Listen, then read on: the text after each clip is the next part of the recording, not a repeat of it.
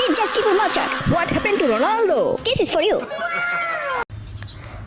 পারলে এটাকে মিলিয়ে দেখাও, না হলে একদম লাইক কমেন্ট শেয়ার একটা দিয়ে যেতে হবে, দেখি আমি পারি কিনা। ইয়েস বন্ধুরা, আমি পেরেছি।